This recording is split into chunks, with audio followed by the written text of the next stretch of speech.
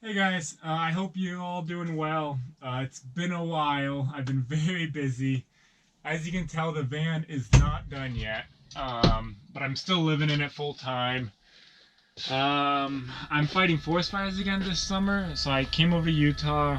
I've been working, I don't know, this is my first day off in like 27 days, I think. When I'm not fighting forest fires, which isn't very often, I do tree cutting work. So I work an average 110 hours a week. So I haven't had much time to work on the van. But anyway, I've been meaning to make this video for a while. If I've got so many videos I've been meaning to make for a while, and I apologize for that. I'm gonna get to them. If I don't get to them during the fire season, I'll get to them after the fire season. Anyway, I'll give you a quick update on the van and then get to this video, which is about my backup and my roof camera. Quick little update, roof's doing well. I did have some issues early with a little bit of leaking of water in the very back. Got that all fixed. This is going well. I got the storage underneath here, table. I haven't made a table yet. Got my power and stuff, got a trash can. Got my countertop. I haven't finished this yet, but this is a little cutting board that'll come up for the sink. Got a 12-volt pump for the water so I can get water. Still got to put the backsplash up. Besides that, I've got a vent fan here. Got my lights. And I've got a big mess up here of all my work gear, my stinky work boots, everything else. But anyway, this video is about this guy right here. So I've had this camera and pretty much since I built this van. It's been so helpful backing up and stuff. I've got it right here. Anyway, yeah, it's a backup camera, works fine. And then, so I initially bought it with two cameras, and I was gonna have one as a dash cam, but then I didn't read the directions, and this model can't record videos.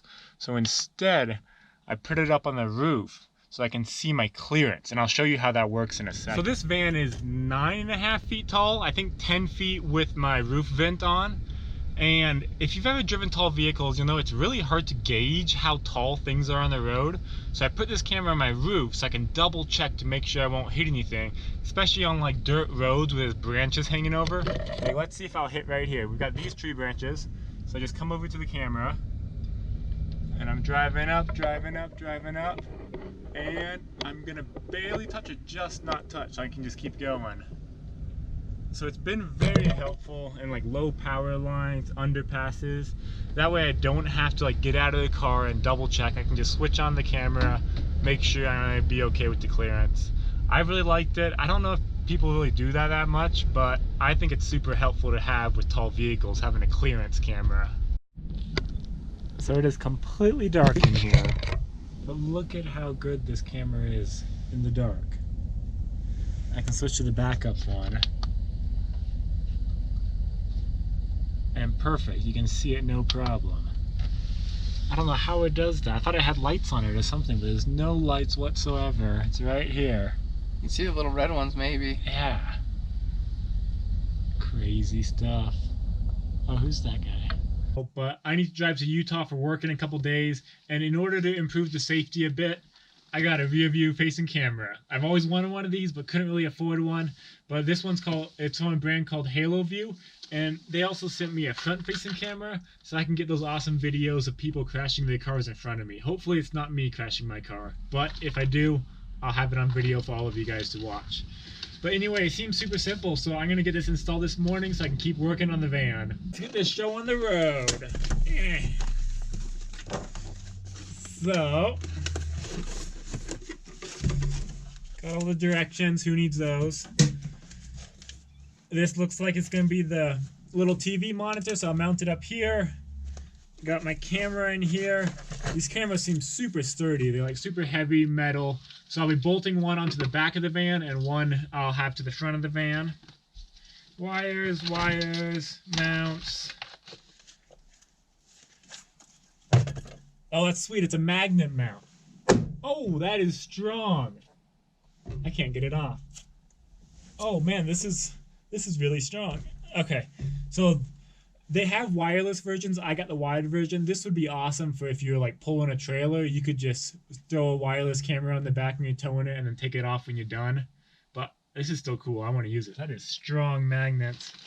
Got a couple other mounts. Power, You can either wire it straight to your battery or just a cigarette lighter. I'm just going to do cigarette lighters because I'm not good at electrical stuff. My radio's broken and I haven't been able to fix it in the past month. So yeah, let's get this show on the road. Alright, so for the camera, I'm just going to mount it right here.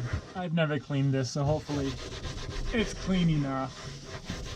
It comes with a little sticky mount, so I'm just going to peel this off and mount it. I'm nervous. You can bolt it on as well, but I'm just going to use a sticky. Let's go right about there. Hold that on for a bit, make sure it's all nice and stuck. Hopefully I put it in the right spot, because I don't think it's coming off. Cigarette lighter, so I can just plug this into the cigarette lighter. I don't know if these cigarette lighters are powered. Oh yeah, it's powered. So let's turn it on, and I'll test this one before I put the rear view camera on. Oh, I've got the microphone too close. So Hello? Okay. So they've got built-in microphones. So, I mean, that's kind of cool. You can turn it off if you want, but you can, like, especially on the outside of the vehicle, you can hear people talking outside of your vehicle and stuff. So yeah, it looks good. Everything looks good. So I'm going to set up the rear view camera real quick. Oh man, even on a winter day, this thing heats it up in here. But anyway, I'm going to do the wiring. Like I said, they have wireless ones, but I got the wired one just because a better connection. You don't have to worry about it and stuff. This is a 10-meter one because the 5-meter probably just barely wouldn't reach. I'm going to put it in the back and then wire it along inside the wall before I put the walls up. So make sure it's the right direction. This side, this side. Okay, so I'm going to be having it penetrate the wall right there. I've got it wired through inside these walls, so it'll all be covered up. I just want to test it once right before I start drilling holes. Haloview. So that's cam 1, and let's switch to cam 2. There we go. Oh, and it's even got the backup lines on there for me if I want to back up into the sky. Sweet, looks good. I can see myself. Sweet. This is fun. So at first I'm just going to mount this bracket right here, and then after that I'm going to be putting the camera onto the bracket. So this is the inside. I still got to waterproof it in here. Let me pull that guy through. Right there. I'll waterproof up that hole because I got to tighten these when my wife comes home. She can hold the back side while I tighten it.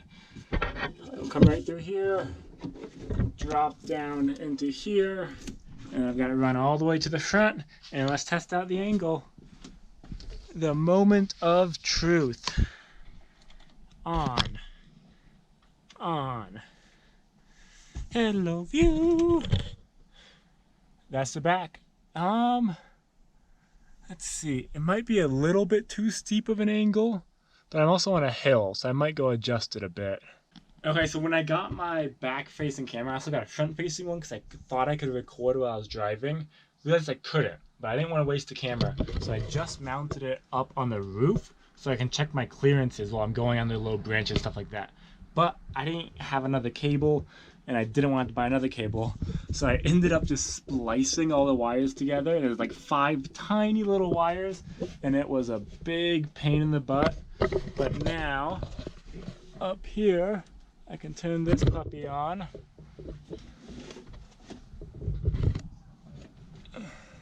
And that's my front-facing camera. And my back-facing camera.